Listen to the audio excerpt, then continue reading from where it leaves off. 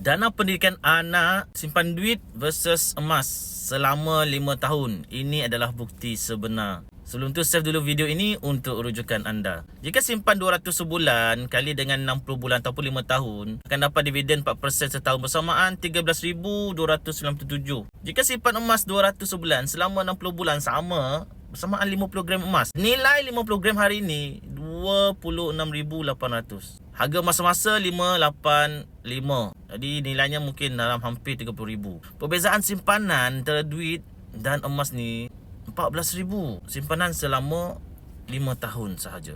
Ini adalah bukti sebenar simpanan anak saya sendiri. Alhamdulillah. Sebab itu saya dah bagi tahu, saya nak ajak semua untuk simpan emas bagi dana pendidikan anak-anak. Anak kita masih kecil pun boleh mula simpan emas. Buka akaun emas junior, tak perlu bayar apa-apa, tak ada yuran. Mula serendah 100 saja, dan untuk akaun junior anak boleh auto debit simpan 50 sebulan. Kalau anda nak mula simpan untuk anak, dana pendidikan anak anda, tengok pin video 5 langkah untuk mulakan simpanan emas ataupun isi beg biru dekat bawah. Saya akan bantu anda sebaiknya untuk kumpul dana pendidikan anak-anak demi masa depan anak-anak kita. Jangan lupa follow dan komen jika ada pertanyaan.